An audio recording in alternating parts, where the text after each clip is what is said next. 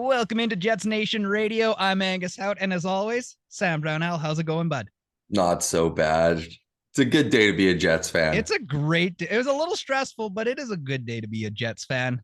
There were a couple weak ones in there. Yeah, and I mean, you can't win every game 3-2. You got to have some of those tighter ones that end up being 7-4. You got to be able to score 7 goals occasionally. Yeah, just occasionally, every now and then. We love to see it. I was kind of hoping for 5 from Kyle Connor this afternoon. I saw that tweet. Yeah, you were. At what point did you make that? Did he already have 3 or just 2? He just had 2 at that point.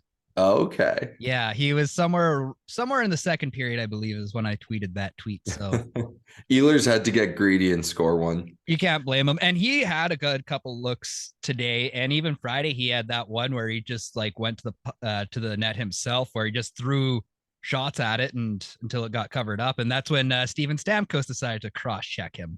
Oh, right. Yeah. Yeah. So always fun. But yeah, no, this team electric. They're having a good time, and they're playing really good hockey. Yeah, that's just really it. Because like one of the questions I was going to ask you today, like, what defines this team? What is it, like? What's the culture like? That's an interesting one, because after the Tampa game, I can't remember who on Tampa said it, but they talked about like the grit and how much of an edge that this Jets team plays with. And that's, I mean, I feel like that's kind of, they play with a chip on their shoulder. They're not the flashiest team in the world, although they do have guys who can be that flashy goal scorer like Kyle Connor, Nick Ehlers, Mark Scheifele, but they play hard, and all 4 lines are going to beat you up a little bit. Oh, yeah, absolutely. It's crazy to think that the Flames Nation, knock it off. Sorry. Yeah, it's like this team, all 4 lines have somebody on the line where it's just like you can kind of get beaten up by them.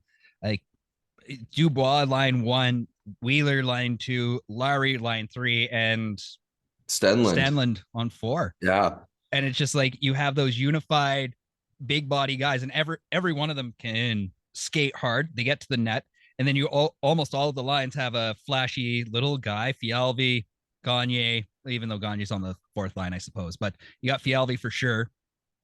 Coleman, Ehlers, and Perfetti. It's like every line is uniform. And I mean, Morgan Barron's not a small guy. No. Saku Menelainen's going to come back. He's 6'5". Scheifele's like 6'3". Like the Jets are, and then you look at Brendan Dillon, Dylan Samberg on the back end. They can hand out some pain. So it's Jets are going to be a tough out this year. They really are. It's a cool team to watch, and watching the other 3 Western Canadian teams and how they're falling apart right before our eyes. Fantastic. Yeah. Let's be the Flames have turned it around a little bit, eh? Yeah, they've started to find their definition of who they are. I think they finally got over the ugly hump that was Daryl Sutter for the start of this season, and they're kind of getting going again. And I mean, they had a whole team to basically find who they were. So Calgary can take a little bit to get better. And the Stars right now are just running through the Panthers, which isn't really a surprise. No, I was really hoping, if you want to know why we're worried about the Dallas Stars, it's because we're fighting for first technically right now. Them Jets are in the first. As it stands, we're in first. And even when the Stars win in 3.5 minutes, by point percentage, Jets are still going to be first, which means if the Jets beat the Red Wings on Tuesday, Mr. Rick Bowness is going to be the Central Division All-Star coach. Ooh. Because it is as of Wednesday, so it's as of January 11th, whatever team has the highest point percentage, their coach is the All-Star coach for that division. Bowness is going to try to throw that game away because he doesn't want to go to the All-Star game. He does not care. He's just like, I just want my cup. So he just won the old Alex Ovechkin. I mean, that's a hell of an honor. And in your first year as a team's coach, basically making no moves, and the team didn't even make the playoffs the year before. And he's fighting against the team he just left last year, for that first spot. Mutually like accepting to part ways together and both teams are the ones for it. Like I'm excited for it if this gets to round 2 and we get to see the Dallas Stars. That could be a hell of a series. I think that would probably be the most emotionally charged series you could find in the NHL this season. I hopefully the Jets get that first spot because the Wild have the Jets number this year. And I know in the 2018 playoffs, we beat them like 4-1. And I think we're more built for the playoffs than they are. But I mean, you never know. They've got and some that's why you play the games. Team. Yeah. Yeah. Because it's like you on paper, it could look like the Wild. But yeah, no, you're right. I'd rather take on the wild card spot, especially like Colorado hasn't looked good. I watched that game last night between them and the Oilers, and I'm just like, oh, this is disappointing from both squads. I understand the Avalanche have injuries, but it's not. But they're getting guys back now. Yeah, but they just are not having a great season. I mean, they've got the back half of the season to get better, but oh boy, for those Colorado Avalanche. All the Jets need to do is just stay healthy and keep winning hockey games. Just keep winning. Simple as games. that. I mean, simple as that. For the first time in 4 years, the Jets have picked up 5 straight wins. I didn't know it had been 4 years. Yes, I don't have the exact stats, but yes, that was what we were hearing. So I'll look up those official stats. But yeah, keep it going. Seasons. Put the pedal to the metal. I mean, we get to see Andrew Kopp and Ben Sherratt on Tuesday. And I mean, the Red Wings aren't fantastic. We should beat them. No, Toronto just dummied them last night. That was a fun game to watch. And then we got the just Sabres. Above 500. Yeah. Then the Sabres on Thursday, Eric Comrie. Hopefully he's taking us on because I want to see that goaltending duo between Buck battling Comrie. I want to see that. That'd be so much fun. Don't you dare put David Rittich in there. Yeah, he didn't have a good day. He did not have a good. He had a bad afternoon, and like it should have been an extra one with that first offside called back. I was like, maybe David Rittich is going to turn it around. He let one softie in, but he let 2 real soft goals in this afternoon. Yeah, and I mean, he let in 3. One just happened to be offside. Yeah, like that first one was horrible. Well, and I was kind of like, I wonder if he's going to get pulled after that. The technical 5th one, because like it was 5 goals on 20 shots at that point. Yeah, it was. I mean, he got a bit better as the game went on. He hasn't played since before Christmas. Yeah, and that's what I'm kind of wondering is if David Rittich needs to go to a team where he can have some frequent starts because he was looking good when he had like those when he played 2 games in 3 or something when like that. Hellbuck was sick. Yeah, where he was looking good.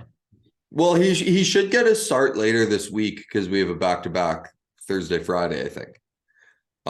So we should get a start there. There's another back-to-back next week. Like I think it's Saturday, Sunday, or Sunday, Monday, maybe. Yeah, Saturday, Sunday next week. So yeah. So we should see him a couple times over the next few weeks. But I mean, you got to figure something out. If you're gonna be like he was good when he was a starter in Calgary, but he just not a great backup. I think the best situation for him would be finding like a 1A, 1B situation, a team that is kind of has like a bubble starting goalie. Yeah, if Buffalo wasn't having a great year, I'd be like, hey, could we try to work something out where we could get Comrie back? But Buffalo's really turned it around since November. Yeah, they're not in a playoff spot though. No, but I mean, they had that hot start. They lost it, and we all thought it was going to be a classic Buffalo season, but since Tage Thompson has shown up, holy. He's been unbelievable. And I mean, they've got a lot of good young talent in Buffalo. They have Powers and Dahlin on the blue line. They've got Tage Thompson, Dylan Cousins. Like they've got some guys there. Yeah. That's an exciting team to watch. If you got some time, everyone should be watching some Buffalo Sabres, especially for Eric Comrie. Yeah, it'll be interesting though to see if Rittich continues to be like kind of mediocre for the rest of the season.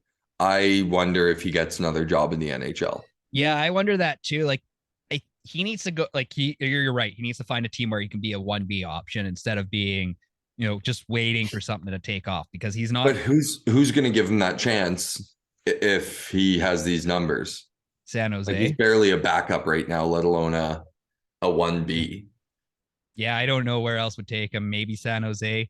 Pray Arizona has a decent chance. Yeah, for him. he could potentially find the right situation, but I don't know. It might be, and who knows? He could start getting a bit more consistent starts and actually start playing better this year. But I like Rittich. I don't know. It might be his last hurrah in the NHL, and maybe he'll stay in North America and kind of bounce between the AHL and NHL a bit, but he might just have to he just might become he could become a carousel goalie too, where teams just pick him up when needed.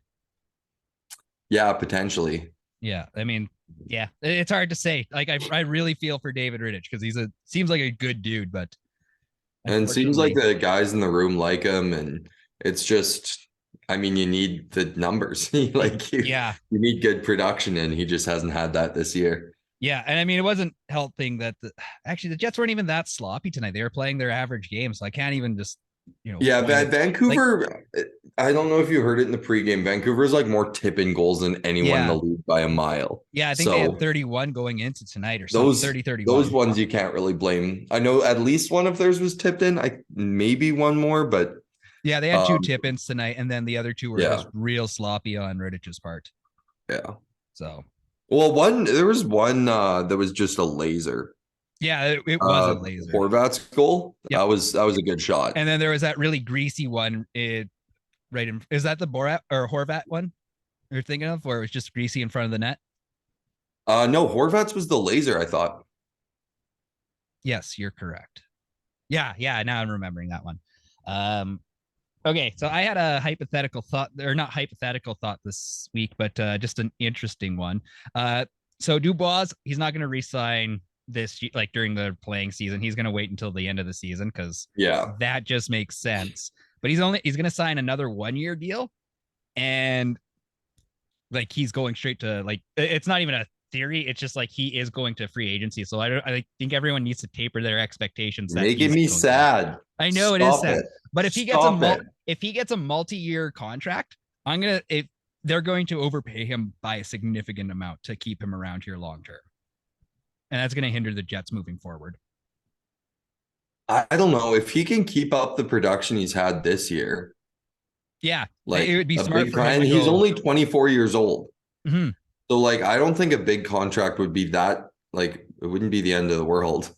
But I'm thinking, like, if he has this kind of production where he ends up having that 90-point season, and if he has a good playoff run where he's doing what he's doing now, he might be able to con himself into a $10 million contract. I don't think he's getting 10 mil. Although the cap is going up by like 4 mil this year. No, it's only going up by $1 million this year. So. Oh, I thought it was. No, because I thought they were going to make escrow. They were. And then at the GM's meeting, they figured that they aren't going to hit escrow. Really? Yes. Okay. So only 1 mil this year. That doesn't help the Jets at all. Is like, that leads me to thinking that Mason Appleton is probably going to be a guy that gets traded out. Not that we want to, but he's just simply going to be somebody. Yeah, the role he plays could be filled by a less expensive guy. We've got 4 of them right now that can fill that role. And even though he's only a $2 million player, you gotta save money. It might be like Schmidt that needs to be moved out. He's just too expensive for his production. And honestly, I like his defensive game so far. And the guy's been shooting. He just can't get it through the net. I think Pionk's the guy that's going to leave. He causes too many issues, and he's slowing down Morrissey almost to an extent. So, and really screws over Brendan Dillon and Samberg. So I think he's the black sheep. That's the only reason why I think we had the blender tonight going with the defense. Yeah, I think Pionk is the guy you try to move. I don't think 100%. He's been having a terrible year. He's making basically the same as Schmidt. Mm-hmm. And he's consistently been one of our worst defensemen. Yeah. The only thing is Pionk's 27, Schmidt's 31, and he has 2 more years after this one, and his production's already been going down. are we going to want to pay 33-year-old Nate Schmidt $6 million? You might buy his contract out. I don't think the Jets have not historically done buyouts, really. No, I don't know. It'll be interesting to see for sure what they do there. But I mean, Dylan's got one more year after this one, but I like his game, and he's making under 4. Yeah, and I Dylan don't DeMelo, see him goal making scorer more than tonight, has one more after this one. And you could convince a team that you need an ELP on, especially if you're going up against potentially taking on an Edmonton. You're like, listen, this guy is going to stop Connor McDavid for you. So, Hey, Calgary. Vancouver. Calgary, Vancouver. Another bad D contract. Oh no, now we've ended up with JT Miller's contract. Oh, what a gong show going on out there too. Cap Friendly doesn't have Lowry listed as an assistant captain. Interesting. Cap Friendly, work on your stuff. Yeah, get with it. But I mean, yeah, so I don't know who you're going to get to take one of those guys, but you got to try, right? Yeah. You got to move someone out, especially like Stanley is going to come back and could fill into one of those roles. You have Villy there. He played well the last time he got into a game. I was hoping we were going to get to see him tonight or today. Yeah, I'm a little shocked that we didn't see either Gustafsson or Heinola in the last 2 games.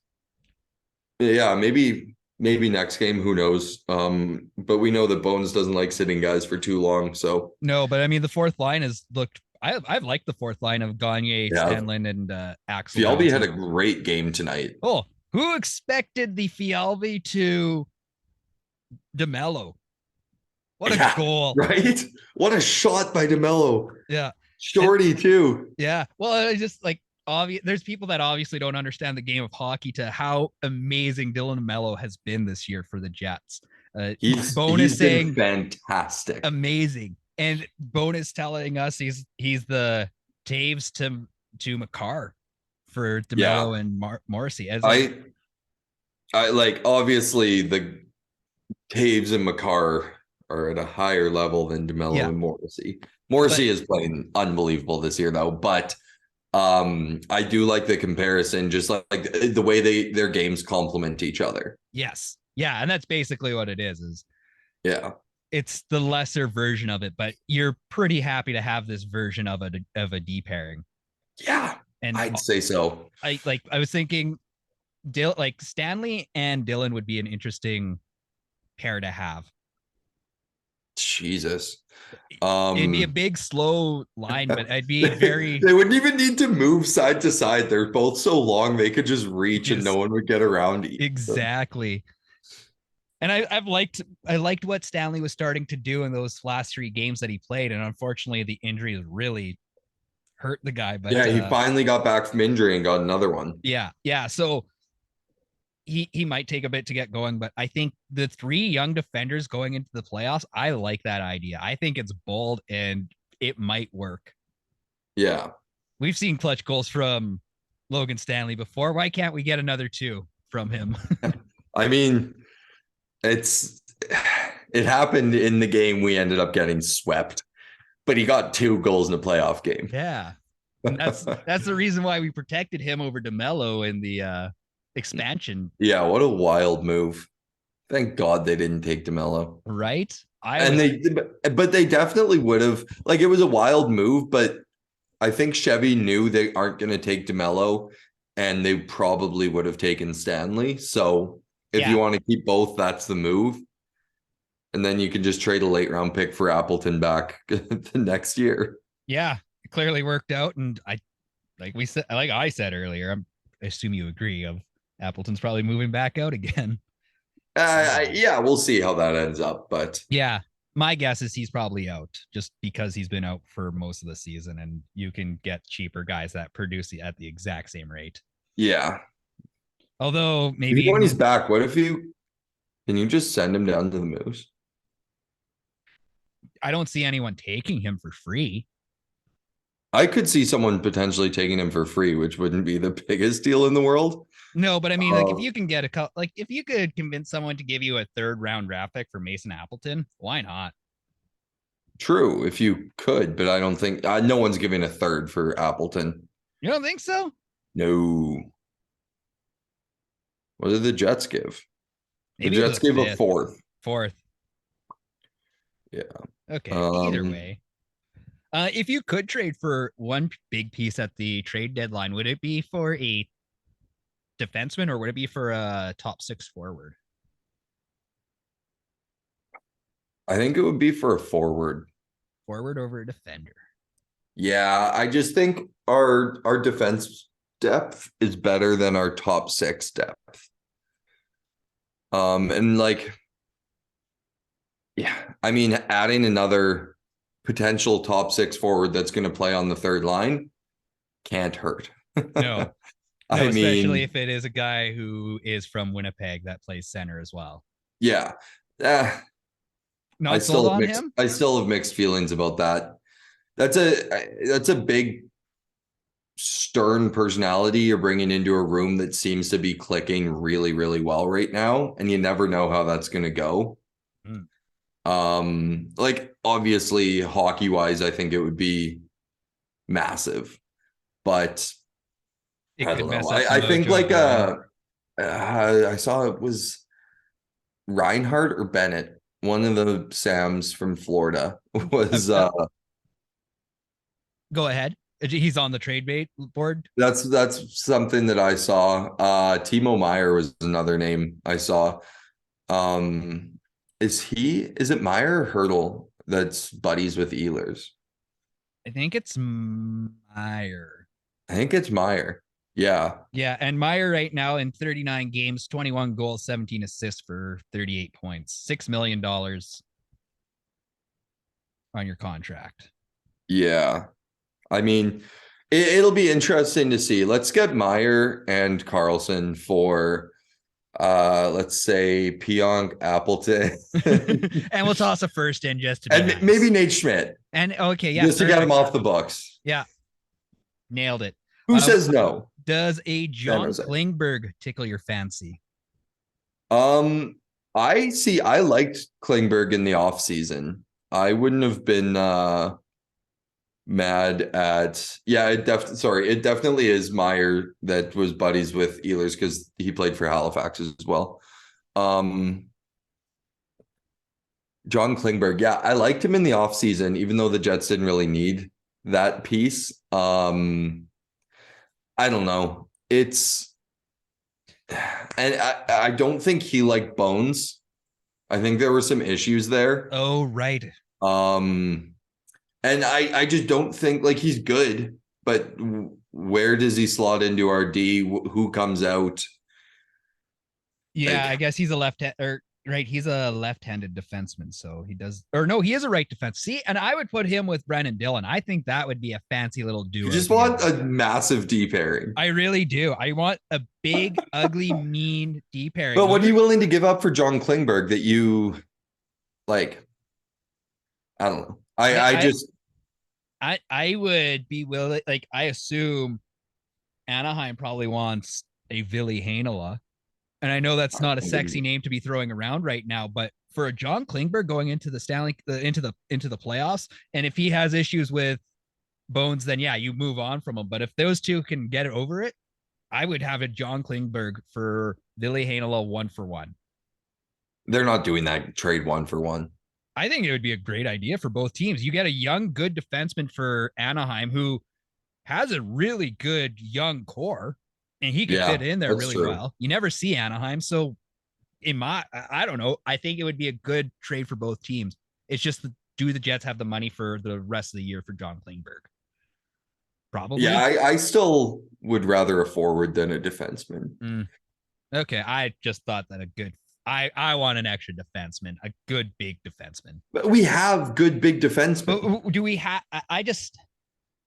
I want somebody that, I guess we got a couple guys who've been to the dance, but I guess Klingberg hasn't won the cup, but I want Dylan's made long playoff runs. Schmidt's made long playoff runs. But no one on this team has won a cup.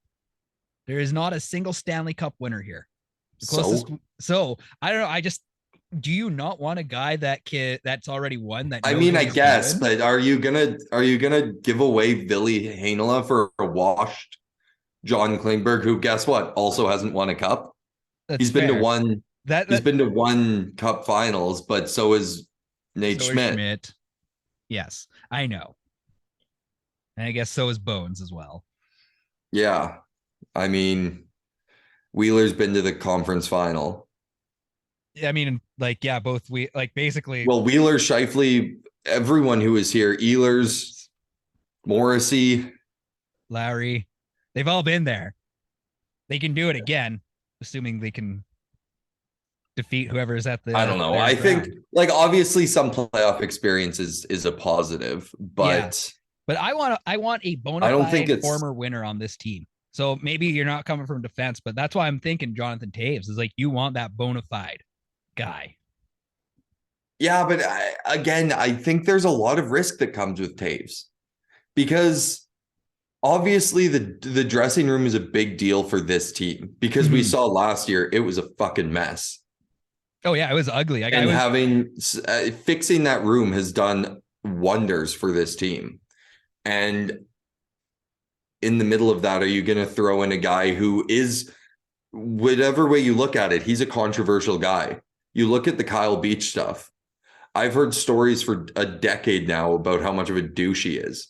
Okay. So enough. Are you really willing to risk that chemistry you've built up, that goodwill you have in that room for a guy just because he's won? And obviously he's a great hockey player, but you can get great hockey players from other situations. But if you look at what Duncan Keith did for the Oilers last year on that back end, and although he was with the team for the entire season, so that makes this a little bit different. I'm just having somebody with that long of a career that has won 3 big cups, knows what it's like to win, knows how much he has to give. And I understand the attitude can be an issue there, but how many guys, who else are you going to bring in that's not going to mess with the locker room chemistry? I don't know. I would need to look at the kind of trade bait list, but well, if you Erik go to Karlsson, dailyfaceoff.com there, my friend, I even sent what you about Erik link. Karlsson? He's been to a cup final. Yeah, so what, we got a third guy that's been to the cup final.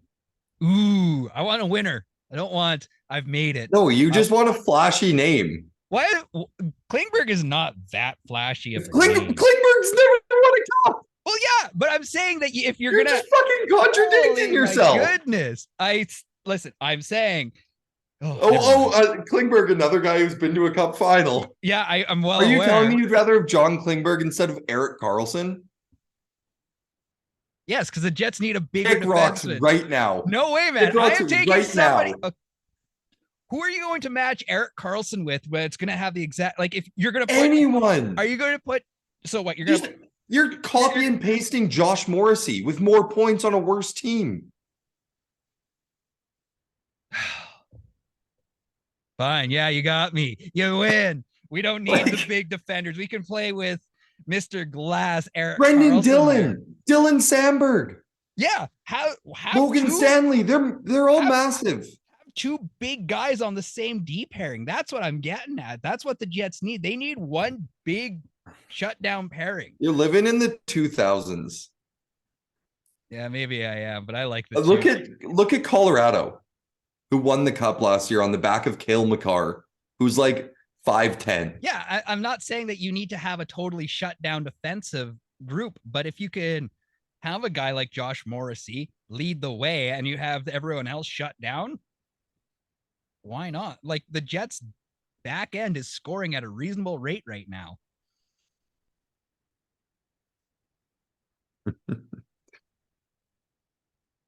That's where I don't know. I'm all in on Klingberg, so I think you're a fool for trying to convince me that Erik Karlsson's the answer. I just don't think he adds that much to our team that we don't already have guys there doing.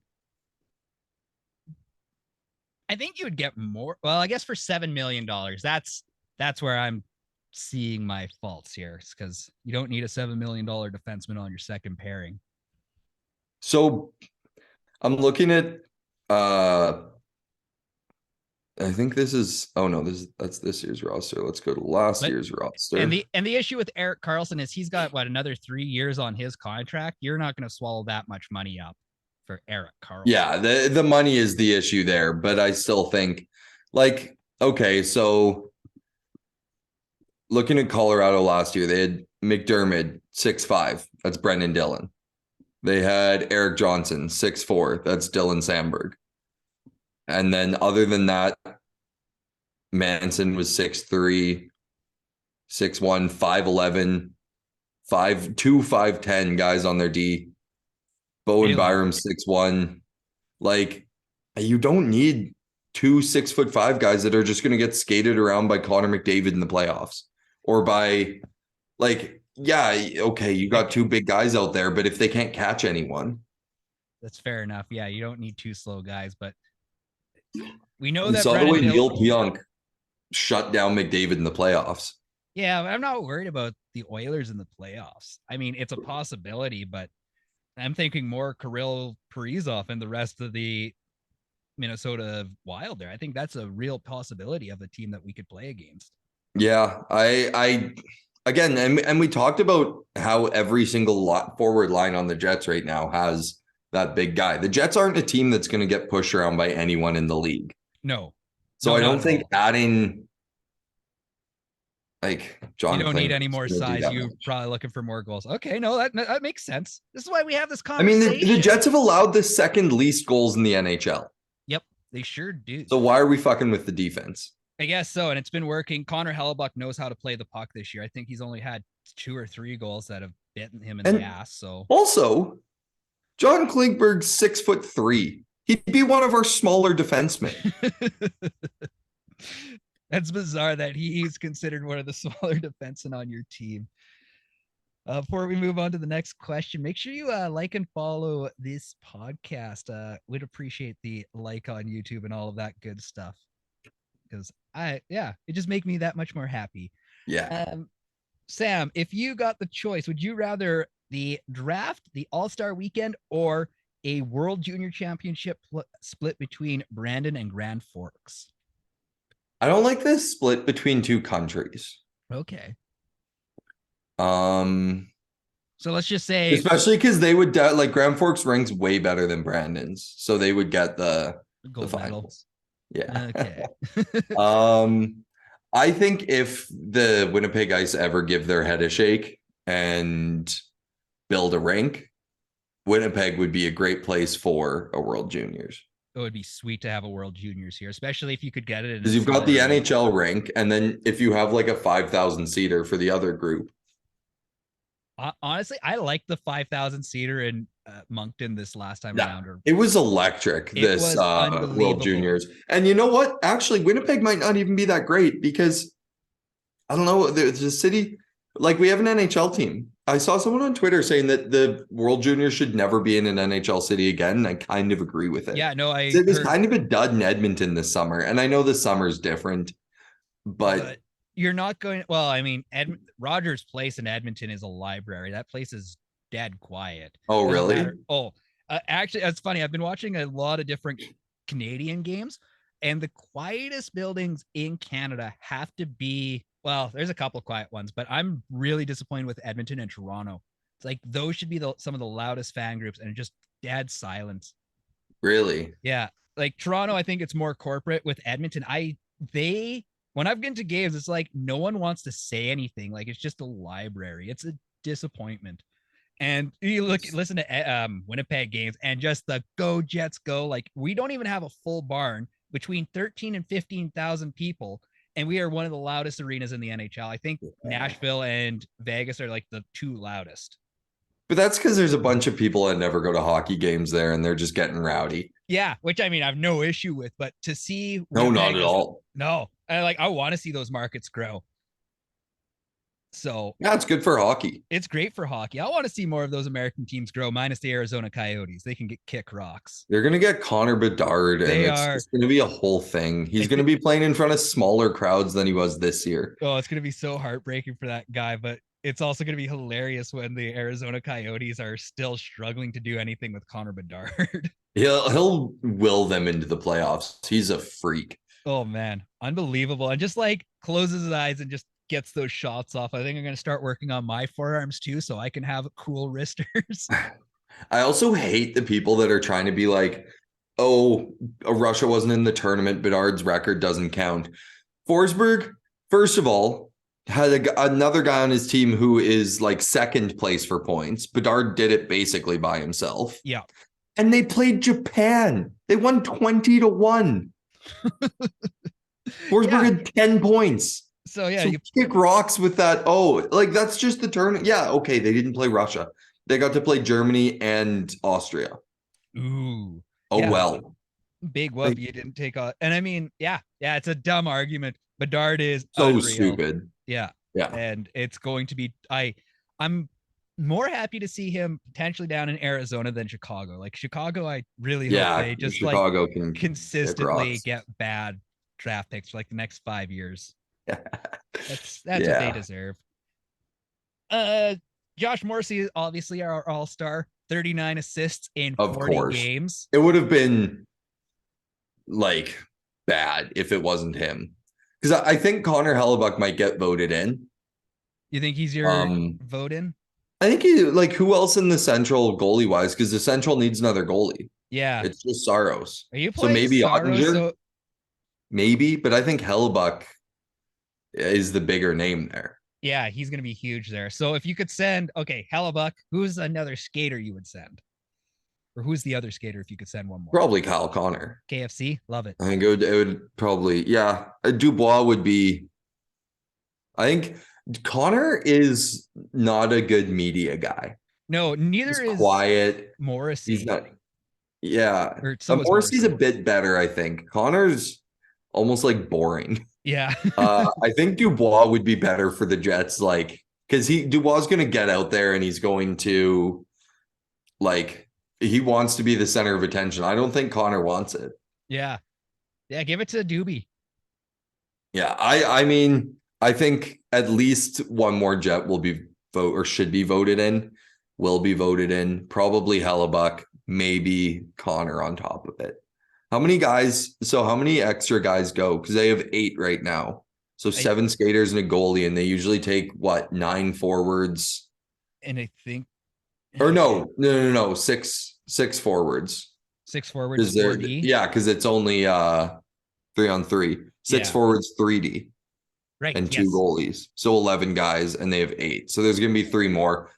I bet we get Hellebuyck in, and that's it. Yeah. I mean, like, we could go insane, like start bullying every other team to be like, hey, you want to send Dubois?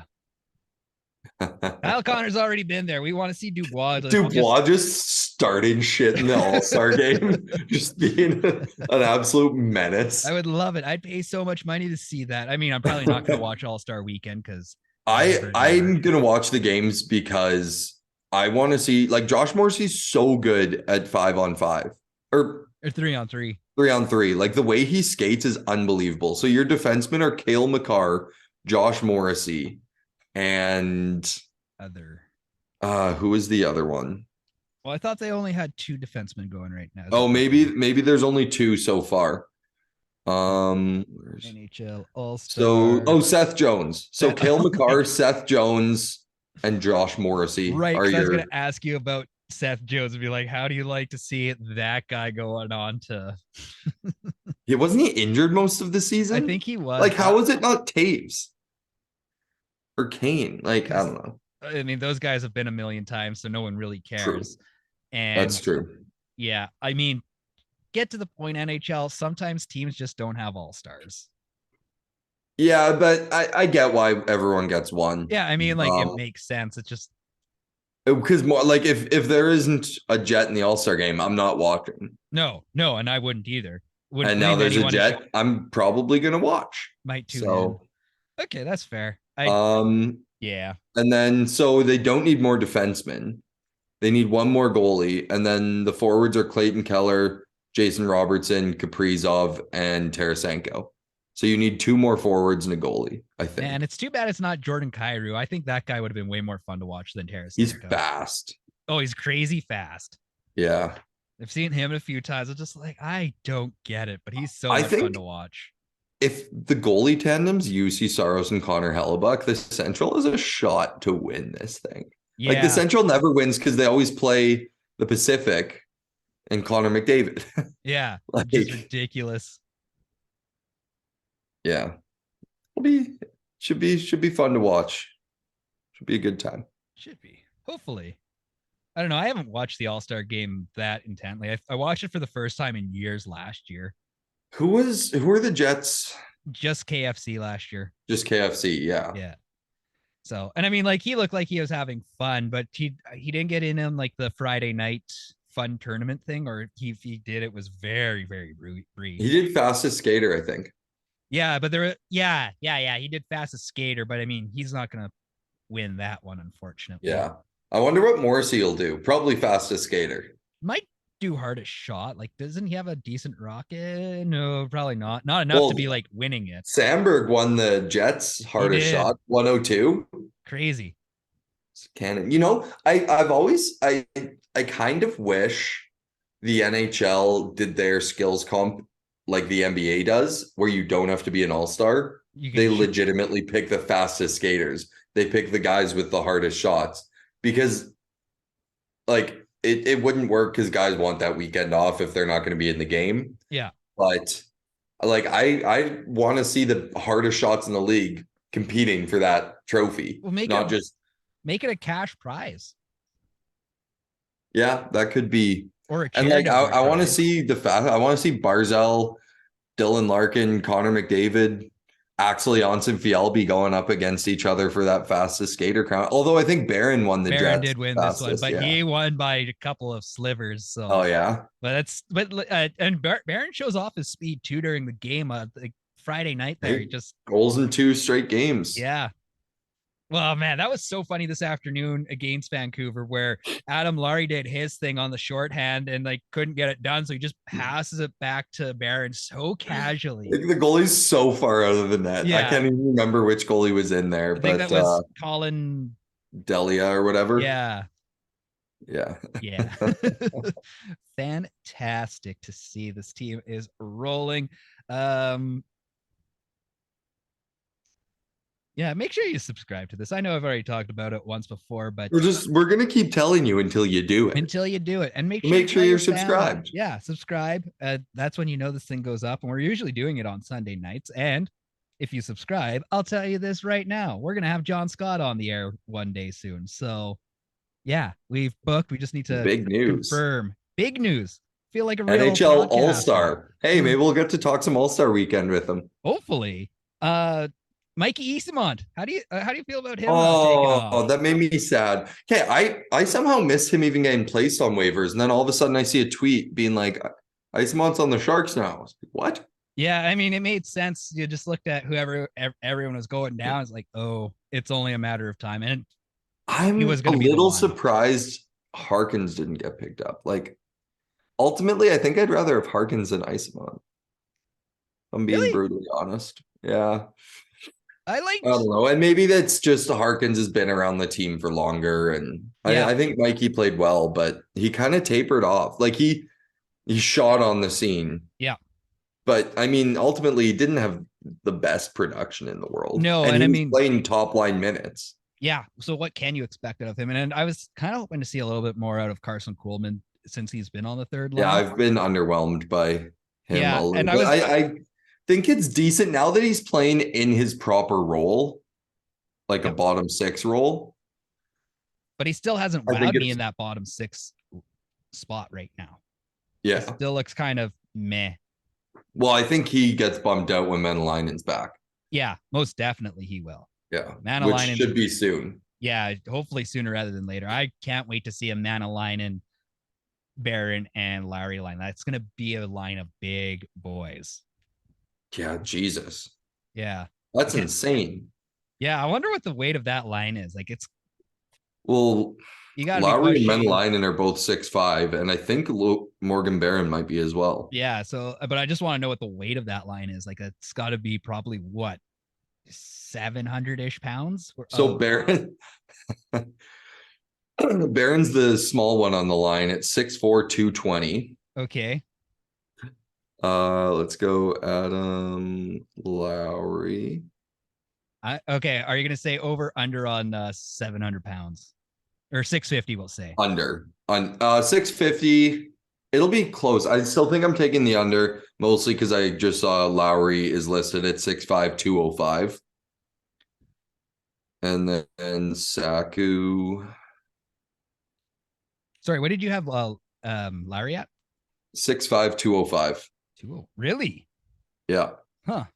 And then Saku's 6'4", 192. Oh, geez, Barron's the big one, actually. That's crazy. I did not expect There's no way Menelainen's under 200. That's crazy. Yeah, I thought he was a bigger guy, but he might just wear his equipment big. Yeah, that's true. Just looks bigger. Yeah, so that's 225. It's 425, and it's like 620. Yeah. Ish. There we go. A little under. Yeah, give or take a couple of. Yeah, that's crazy. Like that big line. Rick Bowness, 2,601 games. Yeah, And most all time. is this because he's had such a long career, is he a great coach or is he a bad coach because he's never won the cup? It's so hard to win the cup. Yeah. And he's been a part of some pretty bad teams and thrown into some pretty rough situations. Yeah, and I mean he was a lot of that is assistant coach. Yep. But he was an assistant coach with some really good teams, both Tampa in the mid 2010s and Boston or Vancouver in the early 2010s, which were pretty good teams. I'd say so. Yeah, they just couldn't get over the hump. Yeah. I think he's a great coach because he's doing great things with the Jets right now, and he's going to get his cup. So I'll say a great coach. Nice. I appreciate that. We got to talk highly of Bones. I'm all in on Bones. I've said it since his very first press conference after getting hired. I'm drinking the Kool-Aid. Do you remember those weird 3 days where we were like, man, this Bowness guy is going to be awful, and nobody wanted him around? And I don't think so. No, I remember I was I think it was before he got officially announced. I think there was some sadness around not getting Trotz. But would you rather Trotz or Bowness right now if you could make right now Bowness, because you just can't argue with the results he's getting right now. He's what the Jets needed. Yeah. And anyone who says different's lying. It's the guy, he's got them playing the best hockey we've seen them play in 5 years. Yeah, I would say since they went on a run. Yeah. And I mean I guarantee you Josh Morrissey's not having the season he's having under Trotz. No, I don't think we would have found. Because Trotz is all defense, and Bowness is known as a defensive coach, but Trotz is all defense. Yeah, and it's crazy that Bowness just opened it up for his core of defensemen. Because I heard something like 95 points from the back end. It's working on both ends too. It's not like we're letting in a bunch of goals. Again, second only to Boston in goals allowed. Yeah. Boston's having an unreal season in the back end. Yeah. All right. And the front there, Boston's just so good. Unbelievably good. All right. We're going to start off our trivia because we're going to start doing that on a more regular basis. Rick Bowness had more goals or fights in the NHL? Fights. He's a small guy.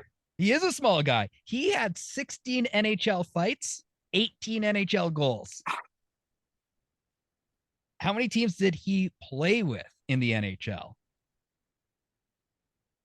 5. Final answer? Sure. Yeah, it's 4. I almost said 4. Shoot. What are they? We have the Atlanta Flames, the Red Wings, the Blues, and the Jets. Okay. How many teams has he coached? Head coach or just coach? We're going to just talk coach.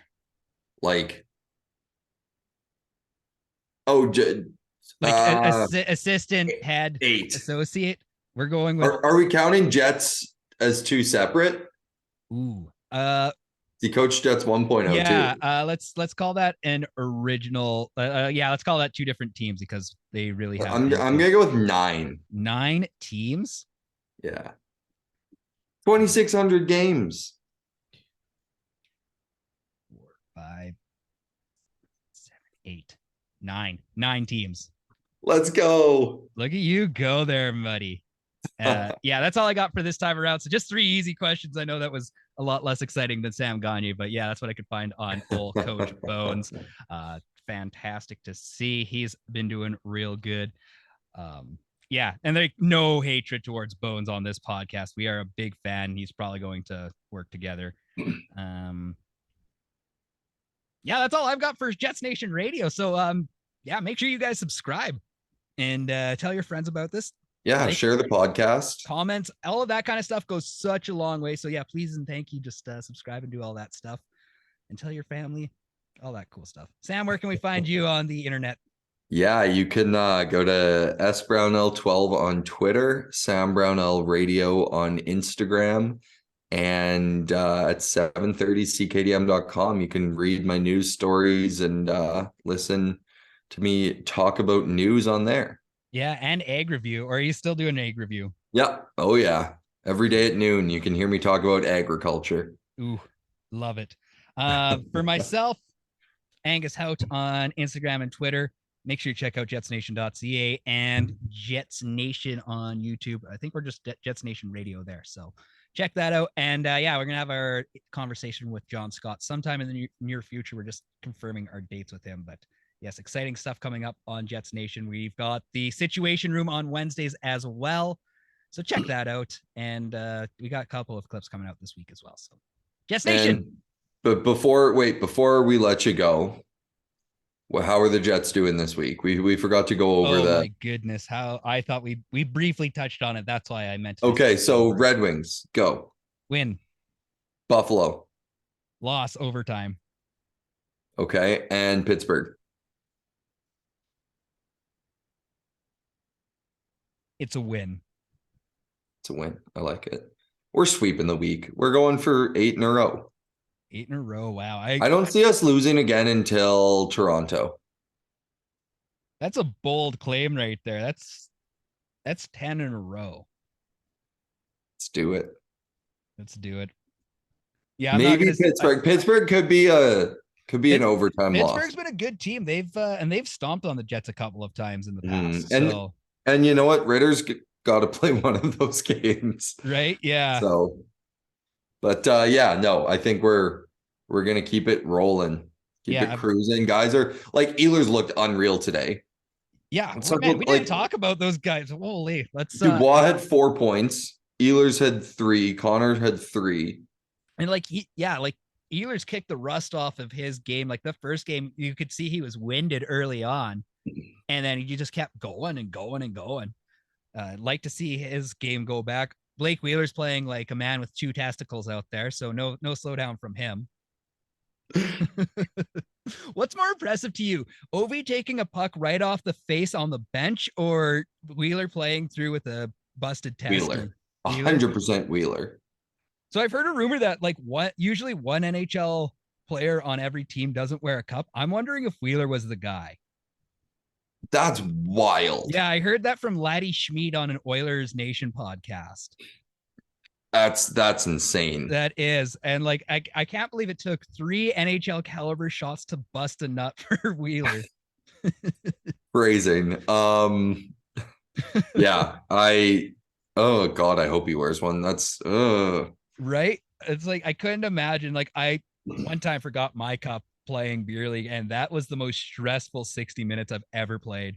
I've forgotten it for like practices and stuff, and I hate it. I can't even it's all I could think about. I keep an extra one in my bag now because it's something I never want to forget. No, and I'm a big dweeb who likes to stand in front of the net, so I take pucks off of everywhere. It's like it was everyone noticed once I wasn't standing in front of the net and I was taking terrible OV shots. I can't even get 15 miles an hour behind these shots. Just muffins all over the place. Huge muffins. That's why I play in front of the net, because that's all I know what to do. In front of the net and in the corners. Yeah, that's if you know what works and if you're good at it, you stick Someone's to got to do it. Yeah, someone's got to get dummied out there. If he weighs $150 and 6 foot, it's me. I'm up to $180 now, so Ooh, yeah. Putting it on. Oh, dude, I've been going to the gym. We're getting to that point where it's like, oh, Angus is in real good shape these days. Hell yeah. Hell yeah. We got 4 out of 6 pack. I'm happy. Wow. Yeah. One of these days, if I can get all 6, I'm gonna post. Hey, we're gonna know when you have a Instagram. 6-pack because all of a sudden Angus is just gonna be shirtless on a podcast. 100%. This summer, if things go right for me this summer, I am doing every podcast without a shirt. The Jets won the Stanley Cup, no shirt and only my beard. I'll shave everything else. Oh, I love it. All right, Sam, I better let you go because you got hockey tonight. You have a great one. And for everyone that stuck around, thank you so much. Have a great night, and we'll talk to you again soon. Peace and grace.